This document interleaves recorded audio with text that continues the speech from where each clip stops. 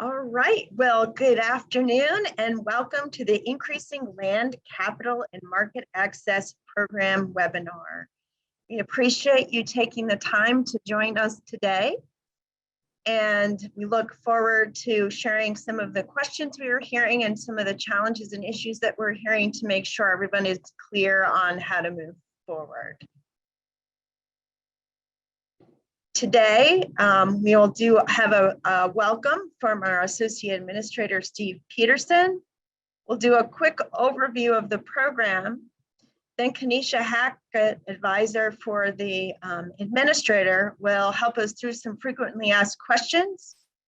And then we'll share some resources that are available, and we will conclude today's call. So with that, it's my honor and privilege to introduce to you Stephen Peterson, who's our Associate Administrator at the USDA Farm Service Agency. Mr. Peterson? Thank you, Linda. I really appreciate the introduction.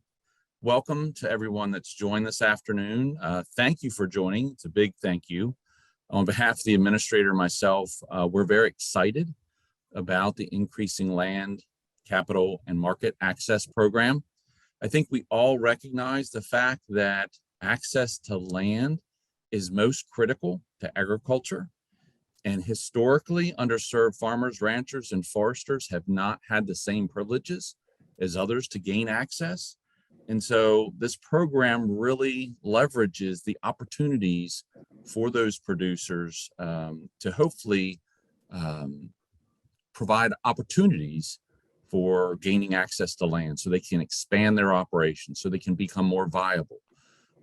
Secretary Vilsack announced the Increasing Land Access Market Land Access Market. I'll get this right once and for all. Secretary Vilsack announced in August the Land, Market, and Capital Access Program, which provides opportunities for underserved producers with regard to cooperative agreements or through grants. And ultimately, I know there's been a lot of questions surrounding, well, what are they really looking for? How can we provide opportunities? How do we develop a plan that can be shared, or an application process that can be shared to really benefit? And what are the things that we're looking for? Well, that's the unique thing about cooperative agreements and grants, is that really allows you as the partner to really figure out what is needed for your community. What is the unique need in your community with regard to providing benefits to some of the underserved farmers, ranchers, and foresters in that area. So there's really no flat template other than the information that we've shared. But the key is to allow you to think outside the box and how these programs might benefit producers, and how your engagement with those underserved producers will benefit them with regard to getting access to land. And obviously, capital and access to markets are really critical to being viable, to be able to maintain that land, to be able to produce and expand their operation, and that's where you come in. So today's session really is to address, as Linda outlined in the agenda, frequently asked questions that you're all dealing with and trying to submit an application or come with ideas. And so I would just say that with the parameters of what we can share and can't share, so that we're providing balanced and equitable access to the programs, the bottom line is hopefully this will give you more information to be able to complete that application. I think the applications close October the 28th. So this really is an educational process for you to understand how the program works, what we're kind of looking for, and basically the outline that's already provided in the notice of funding availability. So please listen, take time to take down notes and ask questions if there's an opportunity to ask Q&A. And we look forward to all your submissions. And again, just remember that this is really thinking outside the box and providing opportunities for producers, underserved producers, that historically may not have had access to land or have the same opportunities as other producers with regard to that access.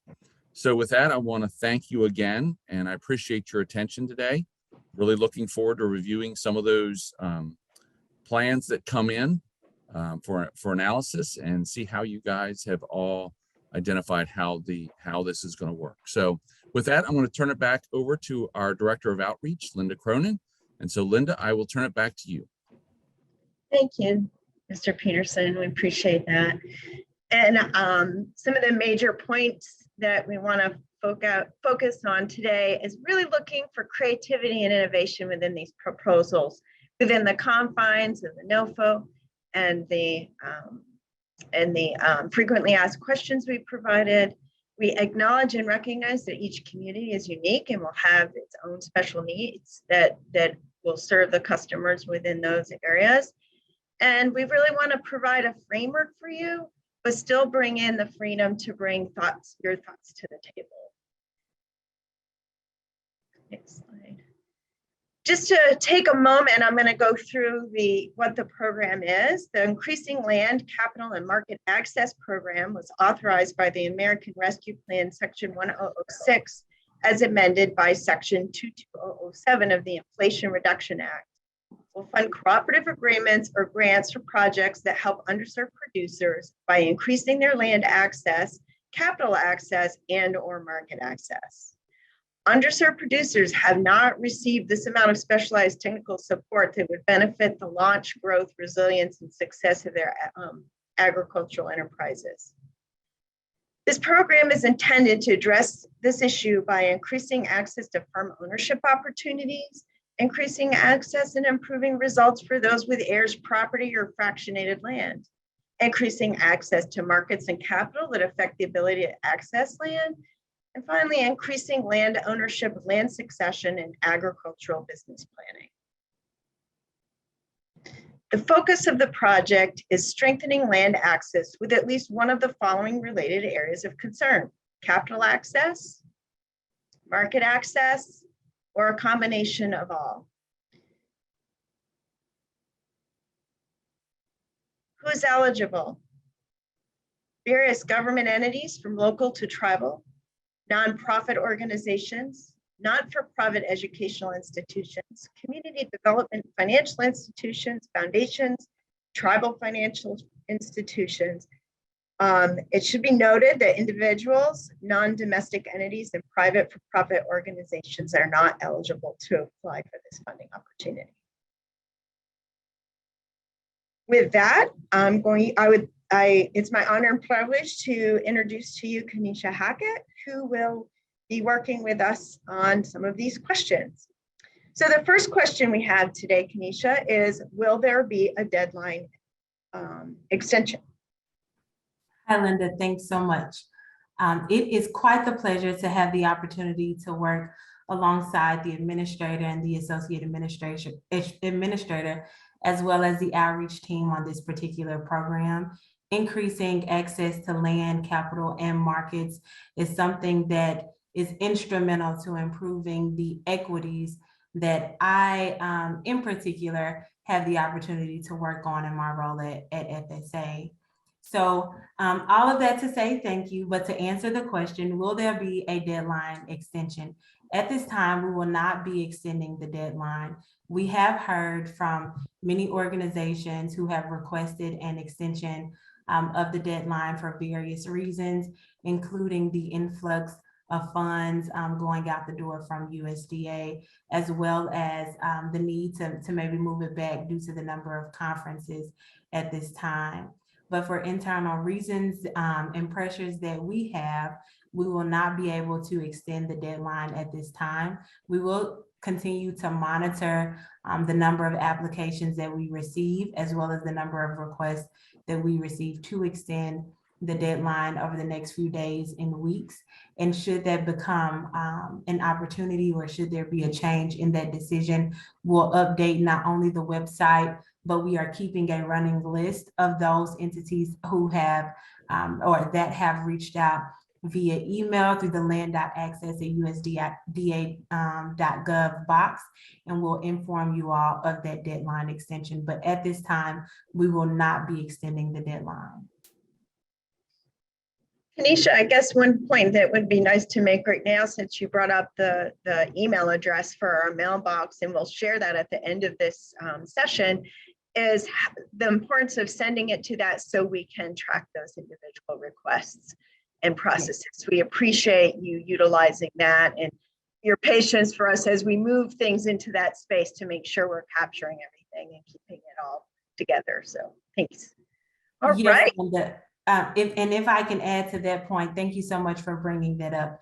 Not only do we have the volume of questions via the inbox, but we've also been working to loop questions that other staff across the department have received about this program, and to ask staff across USDA to please refer any entity that reaches out to the inbox, so that not only we can track the question that is being asked, but so that we can track our responses, right? And so that we can respond in a timely manner.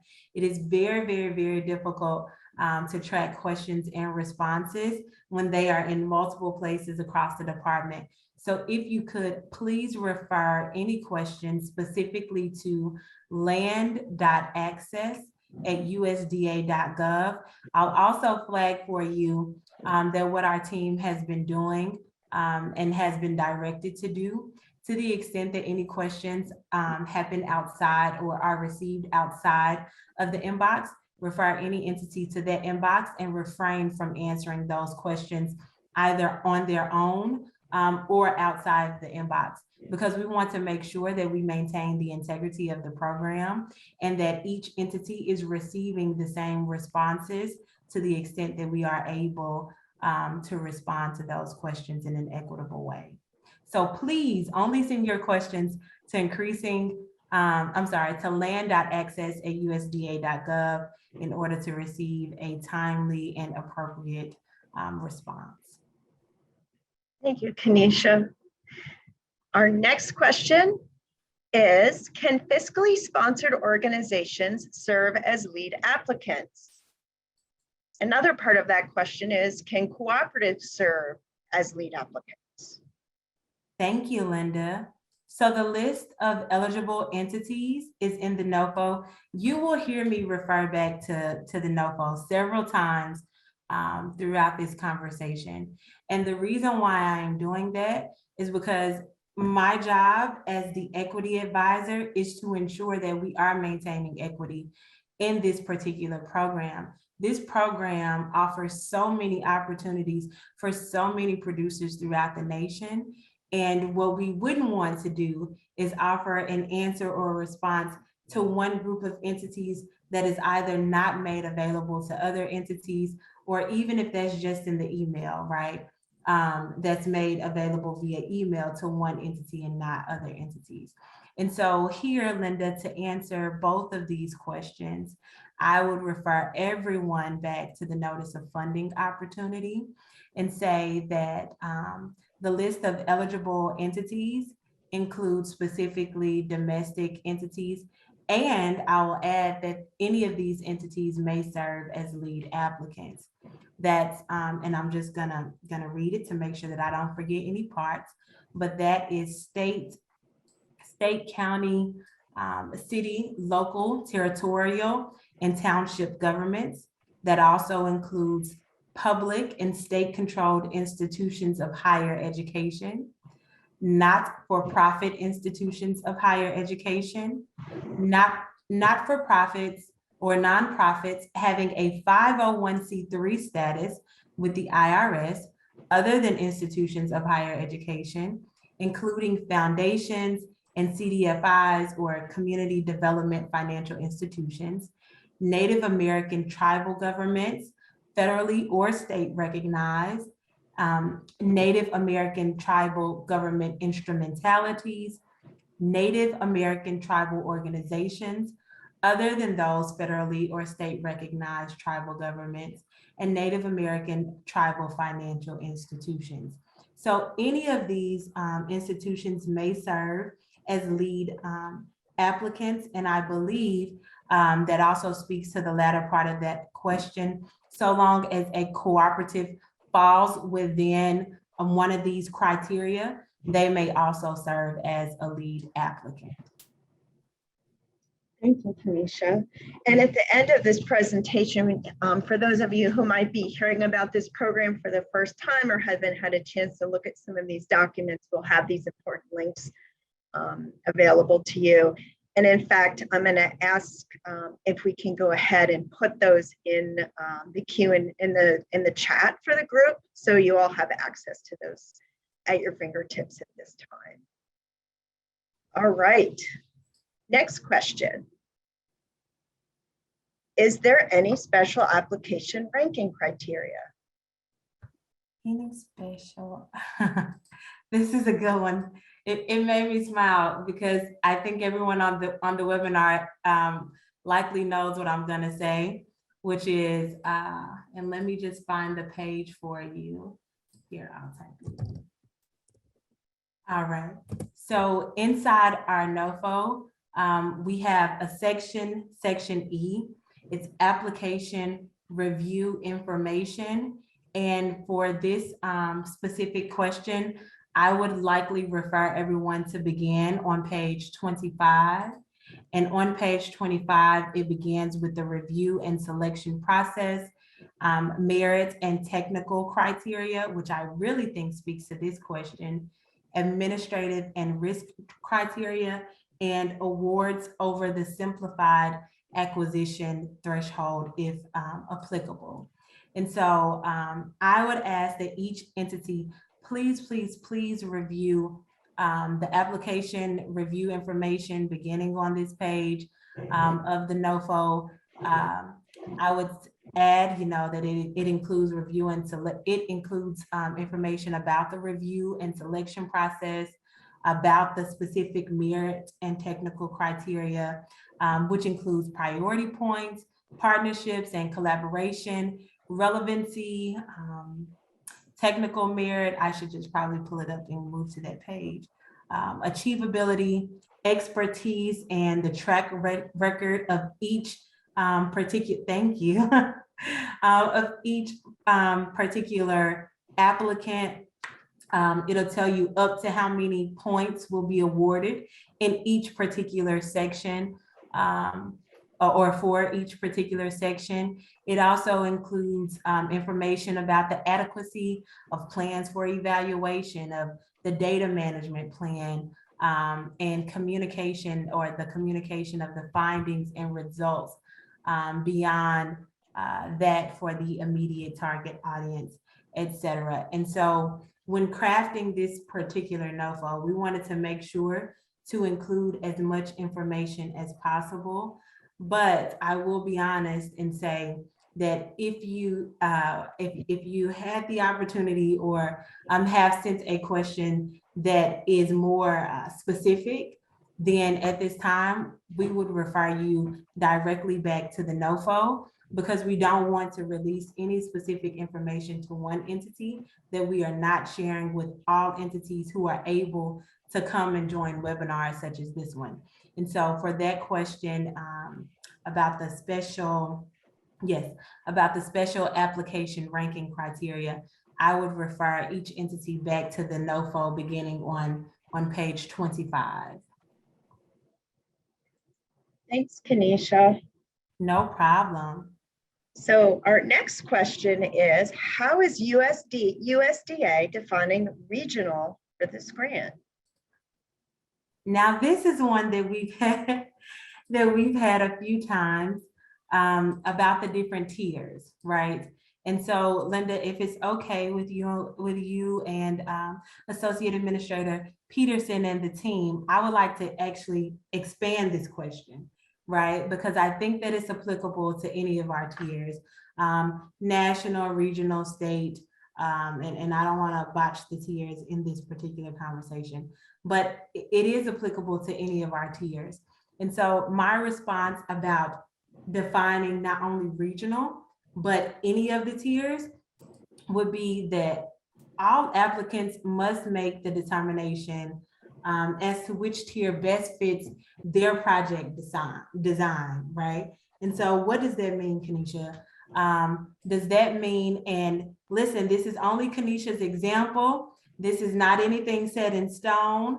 Do not hold me to it. If you include this saying Kanisha said, I will say that it was only an example and that each applicant must apply to the tier which best fits their project design. But if Linda, Kanisha, and Steve were to choose a particular tier for our program design, here, I'll even throw in a different tier that's not a part of this to make sure that I am covering our tracks. But the three of us are working on our project design, and our project design is to include everyone at the headquarters level, right? Well, for that, Linda, Steve, and myself, we would decide that the tier that best fits our project is the one that's for the headquarters level, right? Because ultimately the applicant is responsible not only for their project design, but for informing us on how that project works in either of the tiers. And so for that, each applicant must determine which tier best fits their project design. This is also detailed in the NOFO. And so once again, to keep everything equitable, we are asking that you tell us, you say, hey, this is regional, or this is state, or this is national in scope. And we appreciate you for it. And then we will review and go through the selection process as you all have applied. But the applicants must make that determination. We will not make that determination, and we will not define that for you, because many beneficiaries, many recipients across the nation, they have varied needs. And you all work with these individuals and producers on a day-to-day basis. You know what those needs are. You know if it needs to be local, state, regional, or national. And so you all must make that determination according to your project design. Kanisha, I'm going to add a question, but I know you can answer it, so I'm not concerned about it. We've talked about tiers, but some of the people on the call today may not know what we're talking about as it relates to tiers. Okay. So would you mind just giving a little insight on what the 3 tiers are and what that looks like? And I think yes. Oh, sorry. Thank you. Yes, and I think this is at the very beginning of the NOFO. Once again, I always fall back to the NOFO. I think it's on page 4, maybe 5, but it's at the very beginning. So Dana, if you're able to pull that up, but I'll begin talking about them. So there are 4 funding tiers in total. There's the local, state, territorial, land access tier, and proposals that sit within this tier are from $250,000 to $2.5 million. And they include local and state targeted producers focusing on increasing land access within one of the local area, sub-state, territorial, one state, one territory, or one tribal landscape. These projects may be for up to a 5-year funding period. And so I'm going to go through each of the tiers, but then I want to talk about the funding period, Linda. So if I forget, please remind me to go back and talk about that funding period, right? Sorry, but I digress. That's the local, state, territorial land access tier. Then we have the regional land access tier. Proposals in this particular tier are from $5 million to $8.5 million. And they include regional scale projects and models designed to increase land access for targeted producers across a regional landscape. I will add that one question we received in the inbox asked whether or not for regional, it had to be multi-state, right? And if it had to be multi-state, did that mean 3 states? Did that mean 5 states? And I'll share with you all, and I hope that entity is on today. One, so I can apologize if it came off as though myself or the team was being a little curt. I do apologize if it seemed that way, but my response was simply to say, you all have the opportunity to design whatever project that you all think best meets the needs of the producers in which you serve. So if you think it should be 3 states or 5 states or 2 states or 1 state or 15 states, right? You all make that determination using your project design and you tell us. So my response was that, unfortunately, we cannot provide the definition of regional because we are looking for you all to apply to the funding tier that best fits your project design.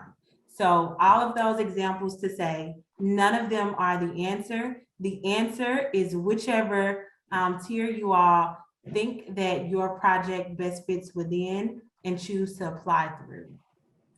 Mid-size national land access tier.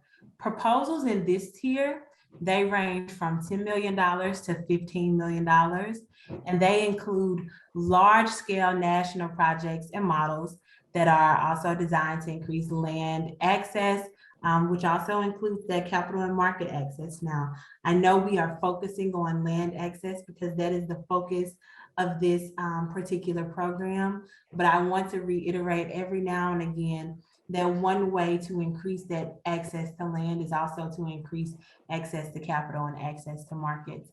And I don't want that to be lost in our conversation. I want to say that what is different here is that these projects must be for a 5-year funding period. So we have local, state, territorial land access tier, and we also have the regional land access tier. And with those two in particular, projects may be up to a 5-year funding period. Well, now we're moving into the mid-sized national land access tier, and the large national land access tier. And these projects must be for a period of 5 years, or must be for a 5-year funding period. So I just explained the mid-sized national land access tier, which is from 10 million to 15 million. And now I'll just read through very quickly the large national access tier.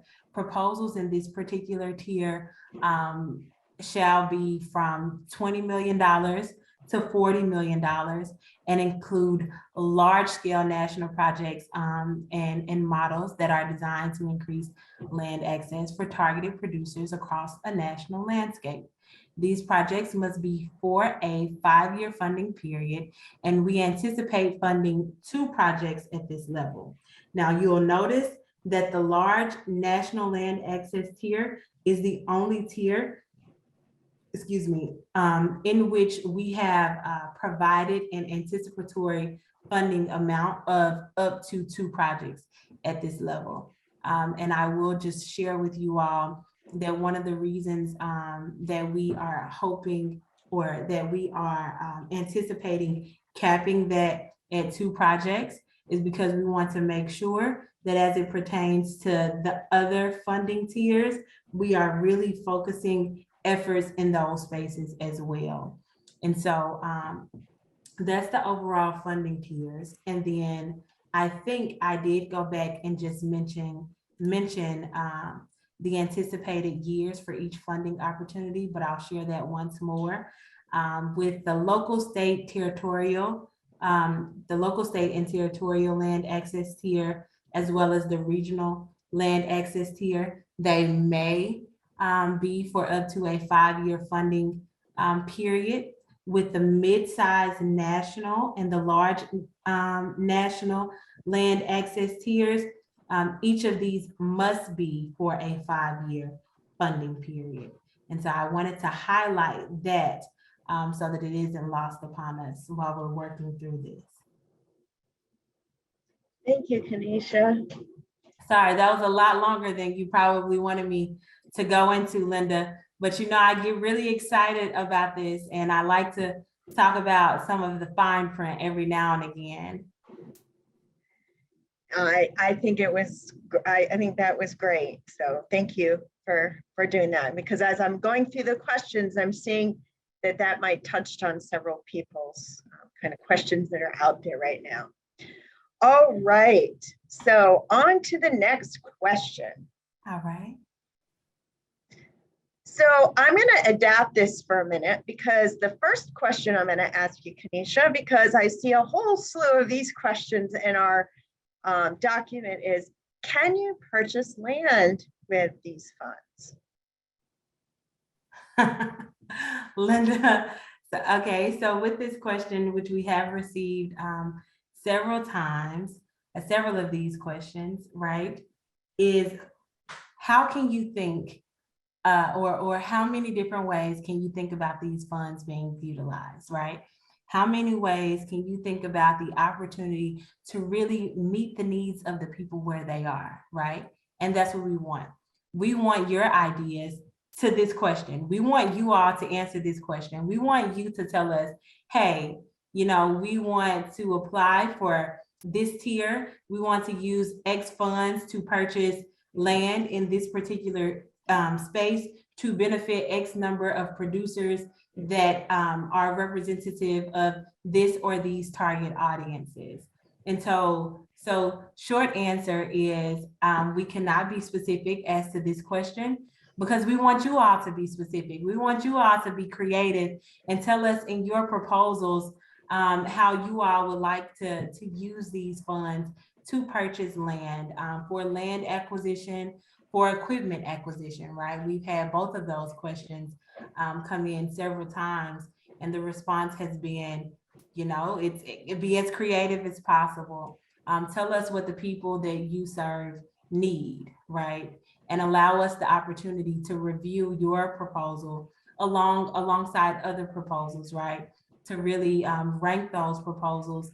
And then for selected, now I will share this, for selected proposals, we will sit down and within the creativity that you all submit for those selected, we will help you or help walk through the regulations, any laws, any parameters that your particular project or proposal needs to meet or sit within, so that we are all operating within the confines of the law, the statutes, and the regulations and policies, right?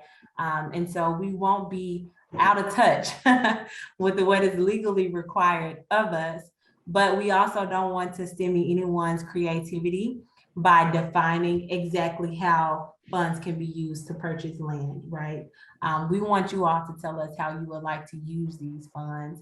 And if you want to use these funds to purchase land, I'll even say that, right? Because I imagine that some proposals won't be for the purchase of land or the acquisition of equipment. I imagine that they will be about other items, some of which we've addressed in the fact sheet, or maybe it's the FAQ, where we listed different examples of ideas that we had.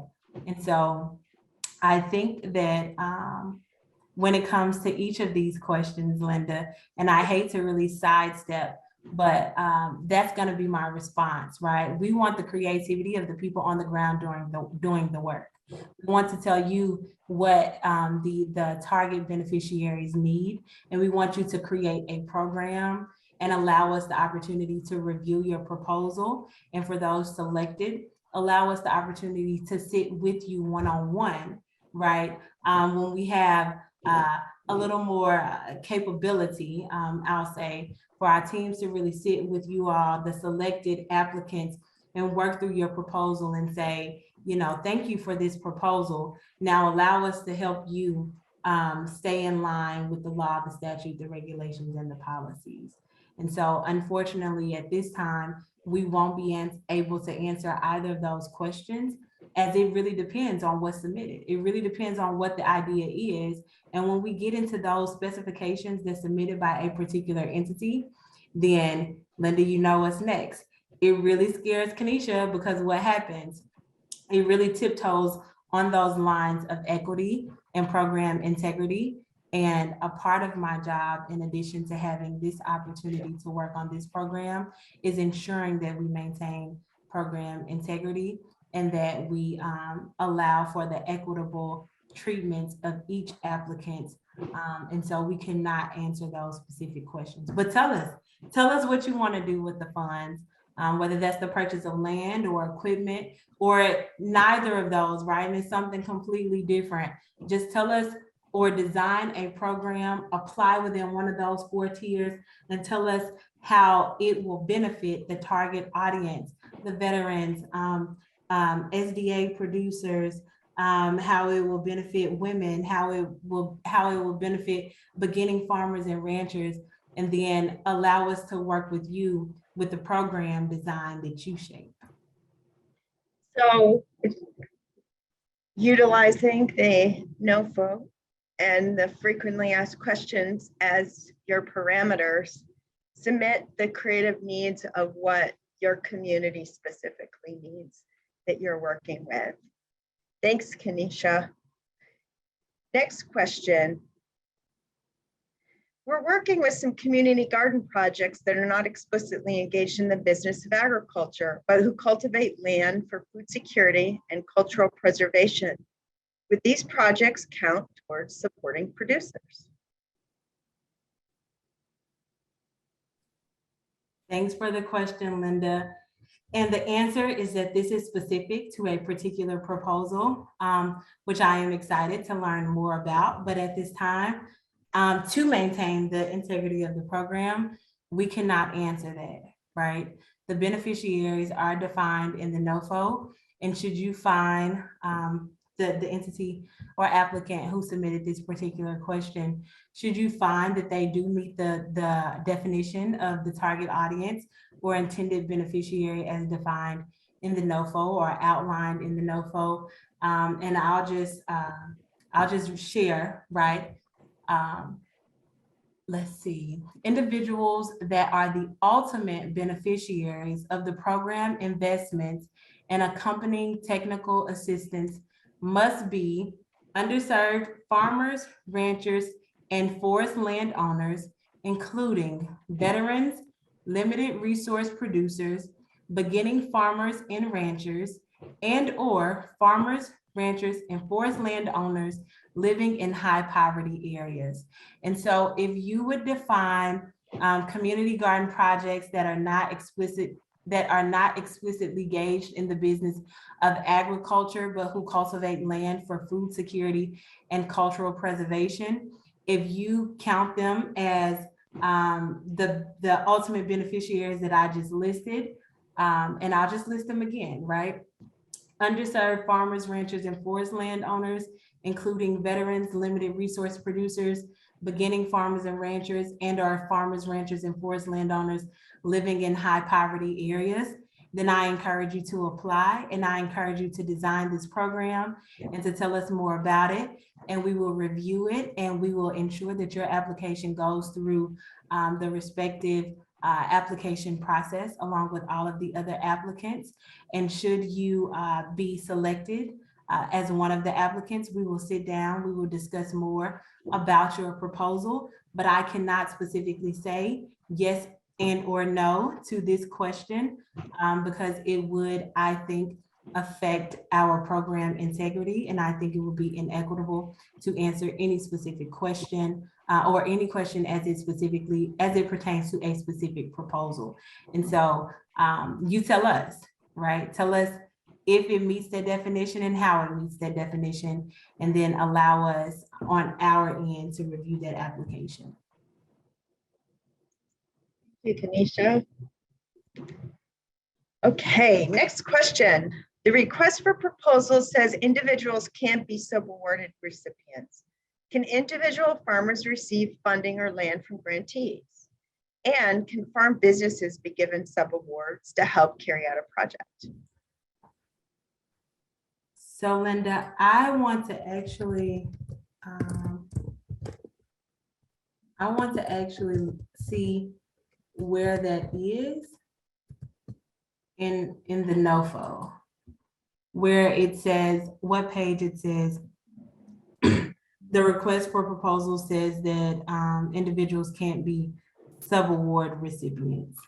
And I think that will allow me, excuse me, that will allow me to better answer that particular part of the question, to address that particular part of the question. But to the latter parts, or that particular statement, to the two questions listed, can individual farmers receive funding or land from grantees? You tell us. You design the program and you tell us what the intended beneficiaries need, how you propose to do it, and we'll go from there, right? We'll go through the review and selection process. If selected, we'll meet with you. We'll ensure that this follows within the specific guidelines, laws and regulations, so that we are all abiding by the law. And then the second question, can farm businesses be given subawards to help carry out a project? And so the answer to that question is, you tell us. One, if you see farm businesses giving or providing subawards to help carry out a project, how you see them carrying out or providing subawards to carry out a project in your particular project design. We will review it alongside the other applications in that particular tier. And if selected, we will sit down and we will work with you as well to ensure that we stay within the law and the parameters of the law. And so those latter two questions are very specific, I believe, to a proposal, and we cannot answer that. We ask that you read the NOFO very carefully along with the fact sheet and the FAQs, and tell us what you want to see. And then if selected, allow us to work with you to ensure that we are staying within the confines of the laws, statutes, and regulations. But Linda, I would ask if your team could really tell me where that first statement came from.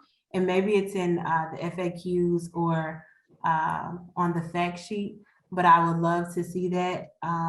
And maybe if we could identify who submitted, which entity submitted this question to respond to that statement, and maybe share even on in our FAQs and update as to that statement. And I think without more information, we may not be able to update it, but I'm not sure where that particular part came from. So I don't want to speak to it and provide inaccurate or incorrect information. Okay, thank you, Kavita. I will add that we will be updating and they will be updated by this Friday. Any of the questions and answers that came out today in our discussion, we're not done yet, but I'm just saying that we will be updating those as well. So hopefully that will help. We'll also try to put the citation of where we're grabbing the answer, because sometimes it's helpful for us to look at the NOFO, and with 26-page NOFO, it's probably easier for us to kind of include that in the answer. Yeah. So we'll focus on that as well. Okay, any more questions from our list? Here we go. Here's our next question. Do projects need to include a technical assistance element specifically regarding USDA programs?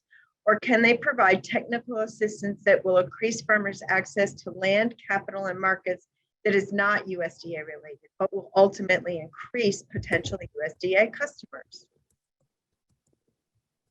That is actually in the NOFO. I only remember because I remember us talking extensively about technical assistance. And so, of course, I'm going to say, where do we learn more? In the NOFO, FAQs, and fact sheet.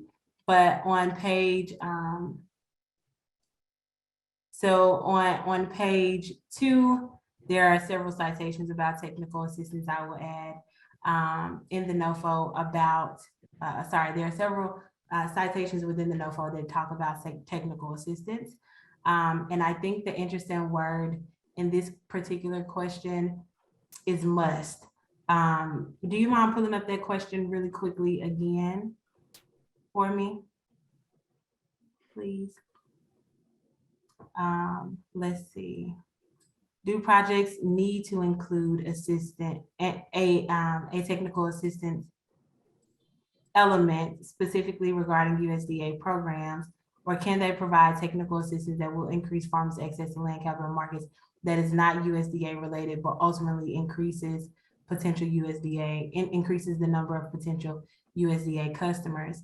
And one thing that I will share is that the way that I read this question is using the word, must, right? So do projects need to include, to me, and I'll just share with everyone so that we're all on the same page, that is reading, must projects include a technical assistance element specifically regarding USDA programs.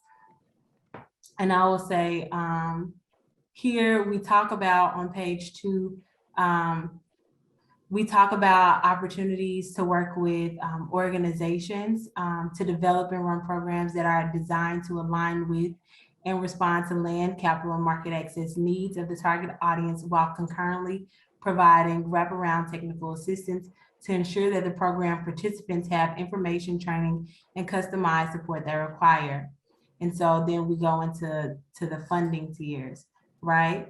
The technical assistance must be, or the program investments and accompanying technical assistance must be for the intended beneficiaries. And then we also talk about the importance of providing technical assistance for up to 5 years, depending on which tier you apply to. And I will note that when we're thinking about technical assistance, the goal is to increase land, capital, and market access. And so depending on how you frame your program, right, and what the goals of your particular proposal are, it may or may not do that. Well, Kanisha, you are not saying yes, you are not saying no. That's right, I'm not saying yes, and I'm not saying no. But what I am saying is the goal of our program is to increase land, capital, and market access for the intended beneficiaries listed in the NOFO, on the FAQs, and in the fact sheet. And so I ask that you use those 3 things as your guide, right?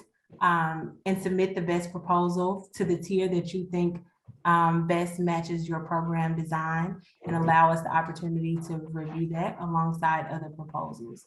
And so that would be my response to that question, which I am reading as must projects include a technical assistance element specifically regarding USDA programs.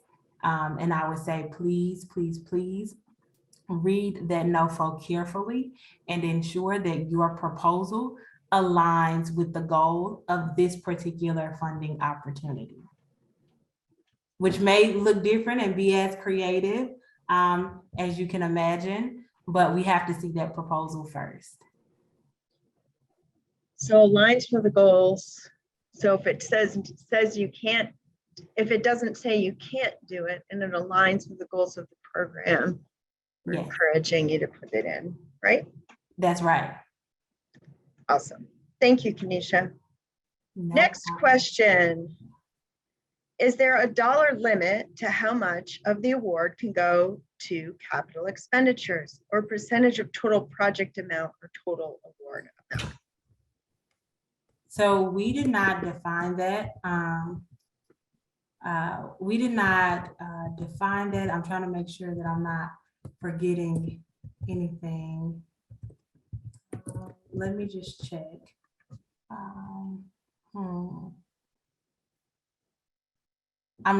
Let me say for this particular question, Linda, that this is one that we should definitely add to our FAQs and get back and follow up with. And the reason why is because I'm thinking about capital expenditures, but I'm also thinking about our conversation regarding direct costs.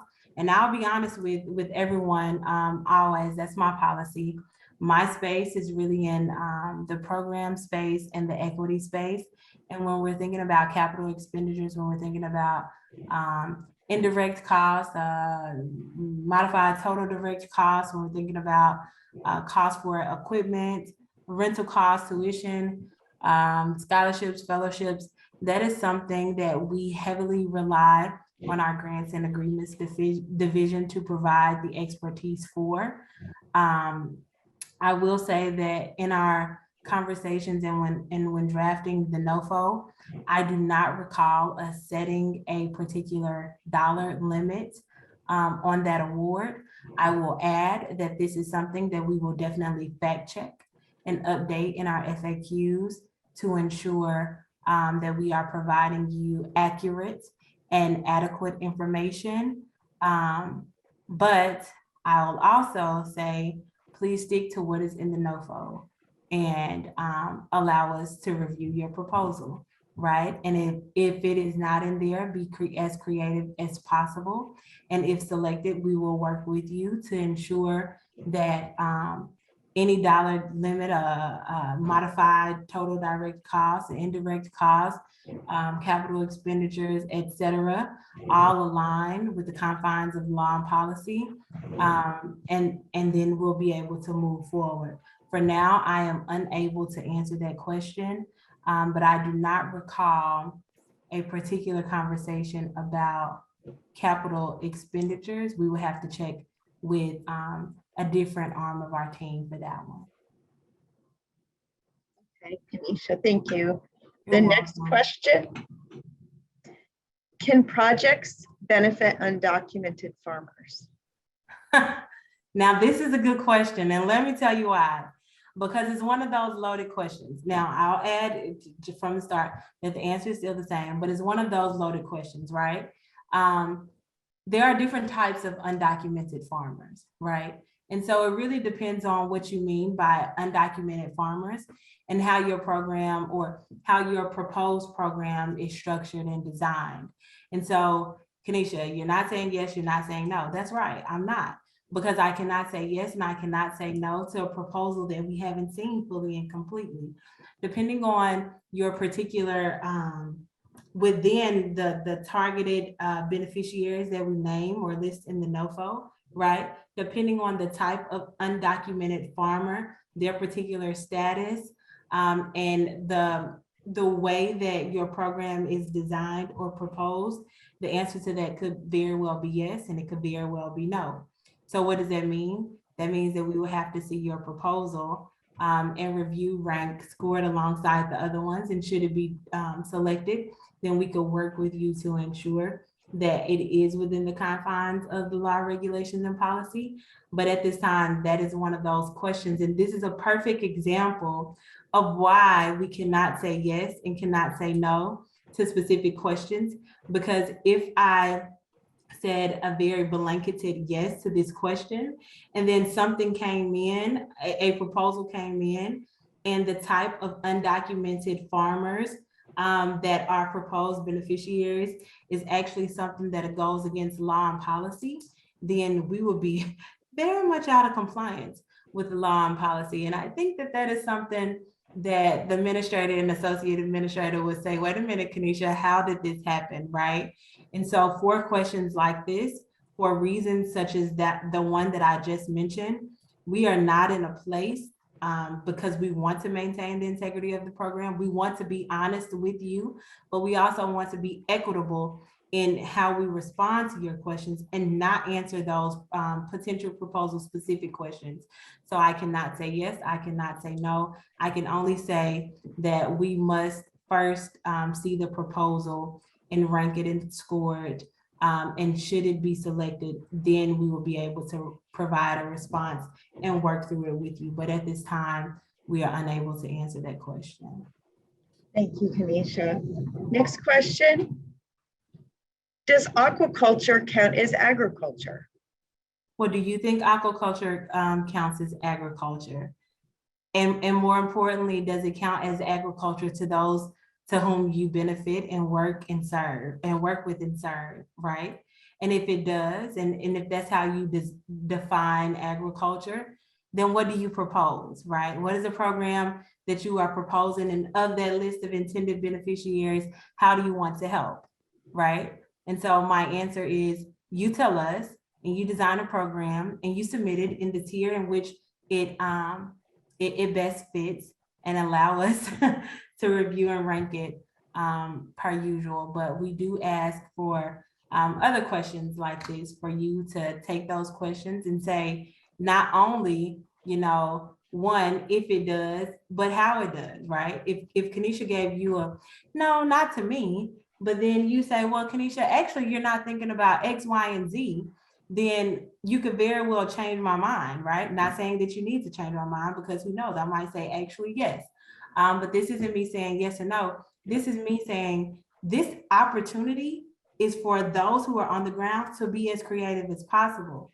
And so there are various places where we allow for you to actually define those things and tell us how we could be working better in these spaces to meet the needs of the intended beneficiaries. So you define aquaculture in your program design and you apply, and then you allow us to review that and to work with you should your application be selected so that we can meet the needs of those intended beneficiaries. So short answer is you tell us in your proposal that you will submit by October 28th at 11:59 Eastern Standard Time. And we look forward to reviewing each of the applications on their own merit individually. Thank you, Kanisha. So I'm just being mindful of time. We're at 3:26. We just have a few more minutes. So I'm going to go over a couple of things just as reminders.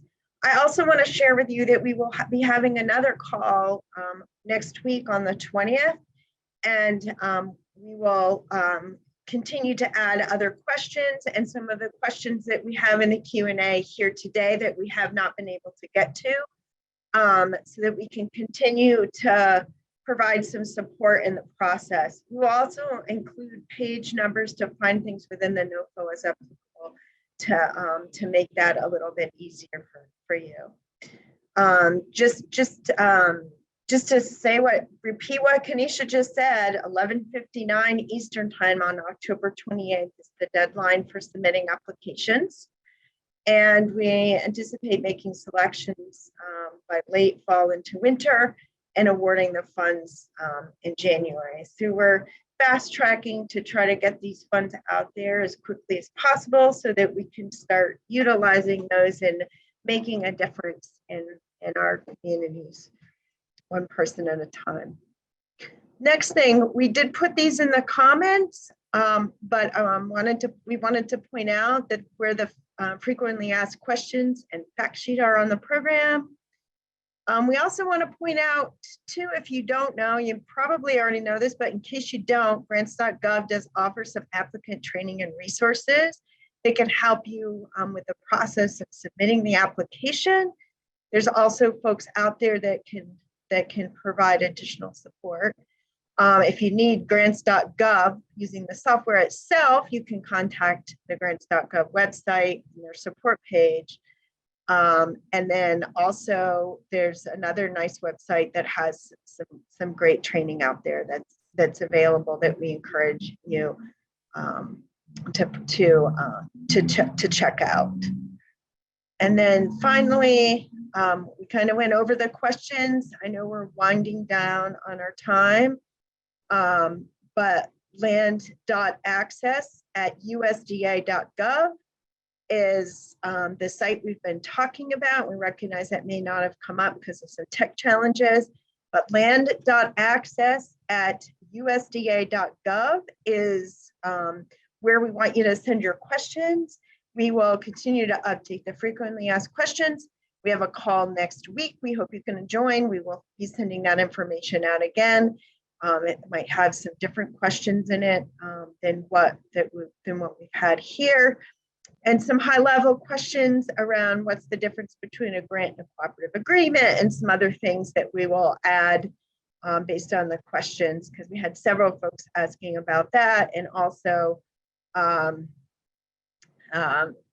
some additional things that we see on here that we think would be helpful. Some of the things I hope we were able to answer today. We look forward to working with all of you, and we appreciate the work that you do every day to help farmers and ranchers within the communities and landowners within the communities that you live, as well as farmers and ranchers who are getting started, who may not own land, that are renting or leasing land and working to build food security and a diverse food system in our country. So we appreciate all the work that you do every day. I don't know if Steve's still on. I don't know if you have any closing remarks, Steve.